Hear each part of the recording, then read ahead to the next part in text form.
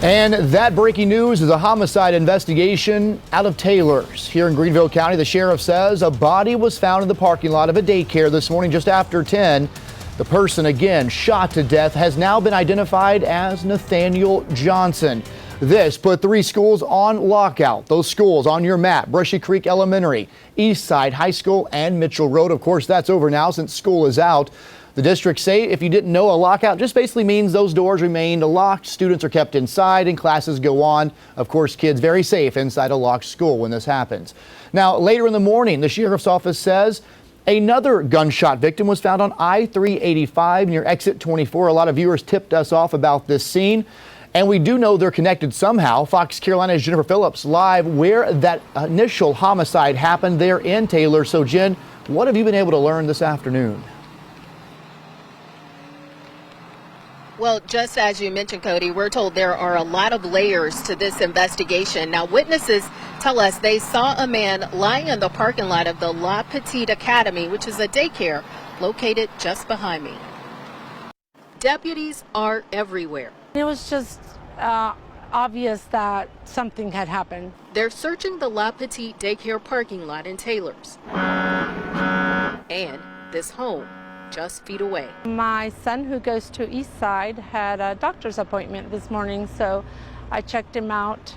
And as Lydia Turner drove past the daycare, a vehicle completely peeled out of the parking lot here and turned where we were coming from. And she saw something else. A gentleman took off running across the street down that way toward the pavilion. She says the erratic driver, now right behind her. He passed myself and another vehicle on the median and was driving just crazy. Deputies with the Greenville County Sheriff's Office say someone shot and killed a man.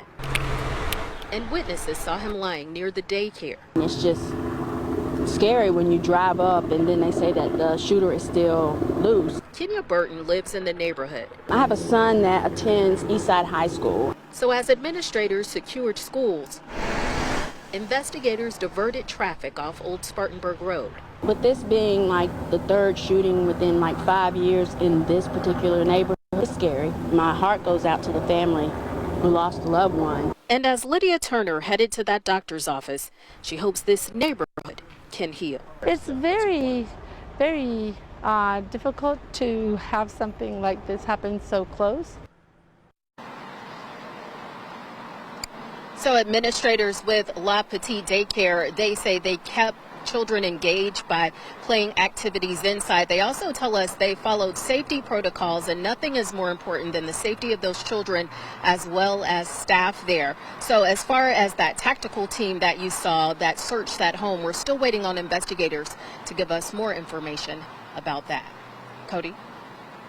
All right, Jen, thanks so much. Of course, we'll be following this pretty closely. And again, this investigation spilled out across Greenville County today. A lot of our viewers reached out to us about a scene on 385 in Fountain Inn, and we have since learned what actually happened there off exit 24. That's where Brookley Cromer is standing by to continue our team coverage. So, Brookley, we understand that this person was shot. That's right, Cody. And right now we're still working to get more details at this point. But what we do know is a person connected to this shooting was found here along 385, just off exit 24 in Fountain Inn. And again, deputies say he had a gunshot wound, but haven't released any further details about his condition. Now, the scene is since cleared, but here's a look earlier this afternoon. Blue lights and law enforcement on scene as multiple agencies responded, including the Greenville County Sheriff's Office, forensics, and Fountain Inn Police. Deputies say a white Dodge Charger connected to the shooting at La Petite Academy was located near exit 24 along 385. People driving by the scene tell us this road was blocked off and marked with crime scene tape. The car was processed by forensics, then towed from the scene this afternoon. Now we're still working to get more information about how exactly this person is connected to this shooting, and we'll of course bring you updates on our Fox Carolina app as well as on air. So you want to continue following us at on both of those. Live in Greenville County, Brookley Cromer, Fox Carolina, the 5 o'clock news.